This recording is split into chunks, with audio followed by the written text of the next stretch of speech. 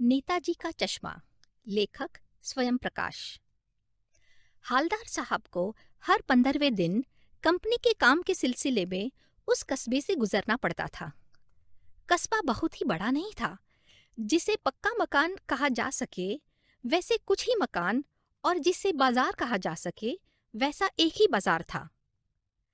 कस्बे में एक लड़कों का स्कूल, एक लड़कियों का स्कूल, एक सीमेंट का छोटा सा कारखाना, 2 ओपन एयर सिनेमा घर और 1-2 नगर पालिका भी थी।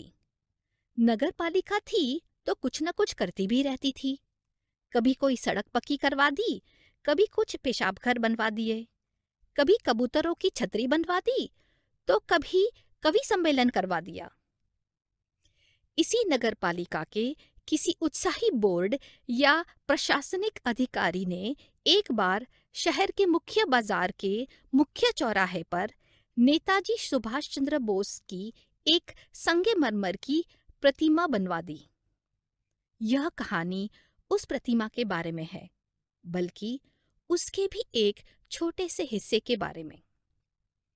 पूरी बात तो अब पता नहीं, लेकिन लगता है कि देश के अच्छे मूर्तिकारों की जानकारी नहीं होने और अच्छी मूर्ति की लागत अनुमान और उपलब्ध बजट से कहीं बहुत ज्यादा होने के कारण काफी समय उहापोह और चिट्ठी पत्री में बर्बाद हुआ होगा, और बोर्ड की शासन विधि समाप्त होने की घड़ियों में किसी स्थानीय कलाकार को ही अवसर देने का निर्णय किया होगा, और अंत में कस्बे के इकलौते हाई स्कूल के इकलौते ड्राइंग मास्टर, मान लीजिए मोतीलाल जी, को ही यह काम सौंप दिया गया होगा, जो महीने भर में मूर्ति बनाकर पटक देने का विश्वास दिला रहे थे। जैसे कि कहा जा चुका है, मूर्ति संगमरमर की थी। टोपी भी नोक से कोट के दूसरे बटन तक कोई 2 फुट ऊंची होगी, जिसे कहते हैं बस्ट, और सुंदर थी। नेताजी सुंदर लग रहे थे, कुछ कुछ मासूम और कमसिन। फौजी वर्दी में मूर्ति को देखते ही दिल्ली चलो और तुम मुझे खून दो वगैरह याद आने लगते थे। इसी दृष्टि से यह सफल और सराहनीय प्रयास था। केवल एक चीज की कसर थी जो देखते ही खटकती थी। नेताजी की आंखों पर चश्मा नहीं था, यानी चश्मा तो था लेकिन संगमरमर का नहीं था। एक सामान्य और सचमुच के चश्मे का चौड़ा काला फ्रेम मूर्ति को पहना दिया गया था।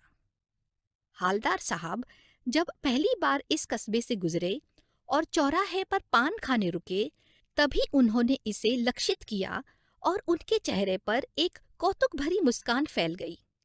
वाह भाई, यह आइडिया भी ठीक है। मूर्ति पत्थर की, लेकिन चश्मा रियल। जीप कस्बा छोड़कर आगे बढ़ गई। तब भी हालदार साहब इस मूर्ति के बारे में ही सोचते रहे और अंत इस निष्कर्ष पर पहुंचे कि कुल मिलाकर कस्बे के नागरिकों का यह प्रयास सराहनीय ही कहा जाना चाहिए। महत्व मूर्ति के रंग रूप का या कद का नहीं, इस भावना का है, वरना तो देशभक्ति भी आजकल मजाक की चीज होती जा रही है। दूसरी बार हालदार साहब उधर से गुजरे तो उन्होंने मूर्ति में कुछ अंतर दिखाई दिया। ध्यान से देखा तो पाया कि चश्मा दूसरा है। पहले मोटे फ्रेम वाला चौकोर चश्मा था, अब तार के फ्रेम वाला गोल चश्मा है। हालदार साहब का कौतुक और बढ़ा। वाह भाई, क्या आइडिया है। मूर्ति कपड़े नहीं बदल सकती, लेकिन चश्मा तो बदल ही सकती है। तीसरी बार फिर नया चश्मा था। हालदार साहब को आदत पड़ गई, हर बार कस्बे से गुजरते समय चौराहे पर रुकना, पान खाना और मूर्ति को ध्यान से देखना। एक बार जब कौतूहल दुर्दमनीय हो उठा तो पान वाले से ही पूछ लिया, क्यों भाई, क्या बात है? यह तुम्हारे नेताजी का चश्मा हर बार बदल कैसे जाता है? पान वाले के खुद के मुंह में पान ठुसा हुआ था। वह एक काला, मोटा और खुशमिजाज आदमी था। हालदार साहब का प्रश्न सुनकर वह आंखों ही आंखों में हंसा। उसकी तोंद थिरकी। पीछे घूमकर उसने दुकान के नीचे पान थूका और अपनी लाल काली बत्ती सी दिखाकर बोला, कैप्टन चश्मा वाला करता है। क्या करता है? हालदार साहब कुछ समझ नहीं पाए। चश्मा चेंज कर देता है, पान वाले ने समझाया। क्या मतलब, क्यों चेंज कर देता है? हालदार साहब अब भी नहीं समझ पाए। कोई गिराक आ गया समझो, उसको चौड़े चौखट चाहिए, तो कैप्टन किधर से लाएगा? तो उसको मूर्ति वाला दे दिया, उधर दूसरा बिठा दिया। अब हालदार साहब को बात कुछ कुछ समझ में आई। एक चश्मे वाला है जिसका नाम कैप्टन है। उसे नेताजी की बगैर चश्मे वाली मूर्ति बुरी लगती है, बल्कि आहत करती है, मानो चश्मे के बगैर नेताजी को असुविधा हो रही हो। इसलिए वह अपनी छोटी सी दुकान में उपलब्ध गिने चुने फ्रेमों में से एक नेताजी की मूर्ति पर फिट कर देते हैं। लेकिन जब कोई ग्राहक आता है तो उसे वैसे ही फ्रेम की दरकार होती है जैसे मूर्ति पर लगा है। तो कैप्टन चश्मे वाला मूर्ति पर लगा फ्रेम संभवत नेताजी से क्षमा मांगते हुए लाकर ग्राहक को दे देता है और बाद में नेताजी को दूसरा फ्रेम लौटा देते हैं। वाह भाई, खूब, क्या आइडिया है। लेकिन भाई, एक बात अभी भी समझ में नहीं आई। हालदार साहब ने पान वाले से फिर पूछा, नेताजी का ओरिजिनल चश्मा कहाँ है? पान वाला दूसरा पान मुंह में ठूस चुका था। दोपहर का समय था, दुकान पर भीड़ भाड़ अधिक नहीं थी। वह फिर आंखों ही आंखों में हंसा। उसकी तोंद थिरकी, कत्थे की डंडी फेंक पीछे मुड़कर उसने नीचे पीक थूकी और मुस्कुराता हुआ बोला, मास्टर बुलाना भूल गया। पान वाले के लिए यह एक मजेदार बात थी, लेकिन हालदार साहब के लिए चकित और द्रवित करने वाली। यानी वह ठीक ही सोच रहे थे। मूर्ति के नीचे लिखा मूर्तिकार मास्टर मोतीलाल वाकई कस्बे का अध्यापक था। बेचारे ने महीने भर में मूर्ति बनाकर पटक देने का वादा कर दिया होगा, बना भी ली होगी, लेकिन पत्थर में पारदर्शी चश्मा कैसे बनाया जाए, कांच वाला, यह तय नहीं कर पाया होगा, या कोशिश की होगी और असफल रहा होगा, या बनाते बनाते कुछ और बारीकी के चक्कर में चश्मा टूट गया होगा, या पत्थर का चश्मा अलग से बनाकर फिट किया होगा और वह निकल गया होगा। उफ! हालदार साहब को यह सब कुछ बड़ा विचित्र और कौतुक भरा लग रहा था। इन्हीं ख्यालों में खोए खोए पान के पैसे चुकाकर चश्मे वाले की देशभक्ति के समक्ष नतमस्तक होते हुए वह जीप की तरफ चले। फिर रुके, पीछे मुड़े और पान वाले के पास जाकर पूछा, क्या कैप्टन चश्मे वाला नेताजी का साथी है या आजाद हिंद फौज का भूतपूर्व सिपाही? पान वाला नया पान खा रहा था। पान पकड़े अपने हाथों को मुंह से 1.5 इंच दूर रोककर उसने हालदार साहब को ध्यान से देखा। फिर अपनी लाल काली बत्ती सी दिखाई और मुस्कुराकर बोला, नहीं साहब, वो लंगड़ा क्या जाएगा फौज में, पागल है पागल।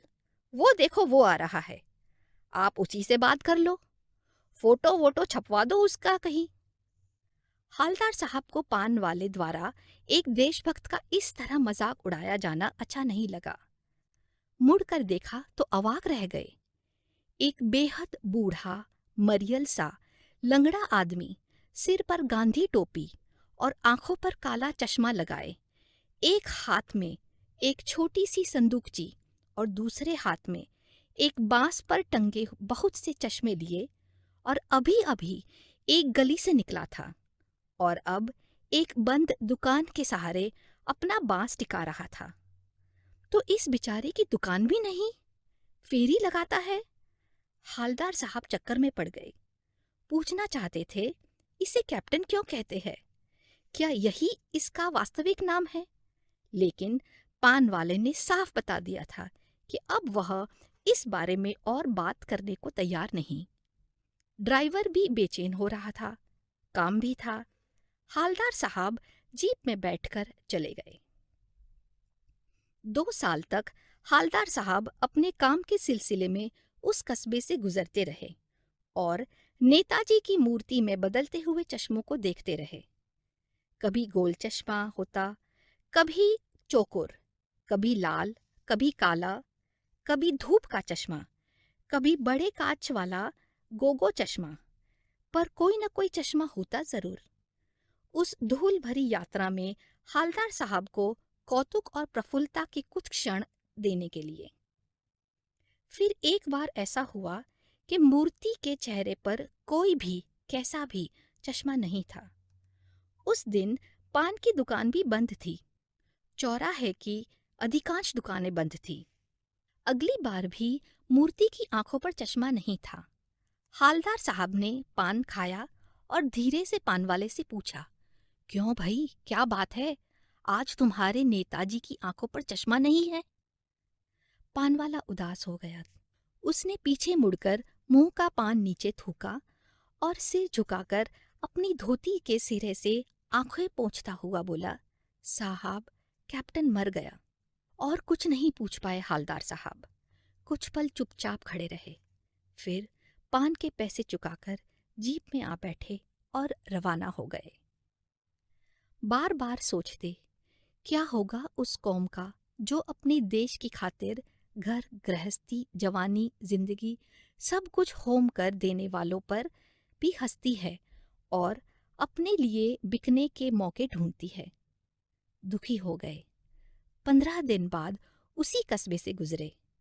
कस्बे में घुसने से पहले ही ख्याल आया कि कस्बे की हृदय स्थली में सुभाष की प्रतिमा अवश्य ही प्रतिष्ठापित होगी, लेकिन सुभाष की आंखों पर चश्मा नहीं होगा क्योंकि मास्टर बनाना भूल गया और कैप्टन मर गया। आज वहां रुकेंगे नहीं, पान भी नहीं खाएंगे, मूर्ति की तरफ देखेंगे भी नहीं, सीधे निकल जाएंगे। ड्राइवर से कह दिया, चौराहे पर रुकना नहीं, आज बहुत काम है, पान आगे ही कहीं खा लेंगे। लेकिन आदत से मजबूर आंखें चौराहा आते ही मूर्ति की तरफ उठ गई। कुछ ऐसा देखा कि चीखे, रोको! जीप स्पीड में थी। ड्राइवर ने जोर से ब्रेक मारी। रास्ता चलते लोग देखने लगे। जीप रुकते न रुकते हालदार साहब जीप से कूदकर तेज तेज कदमों से मूर्ति की तरफ लपके और उसके ठीक सामने जाकर अटेंशन में खड़े हो गए। मूर्ति की आंखों पर सरकंडे से बना छोटा सा चश्मा रखा हुआ था, जैसा बच्चे बना लेते हैं। हालदार साहब भावुक है। इतनी सी बात पर उनकी आंखें भर आई।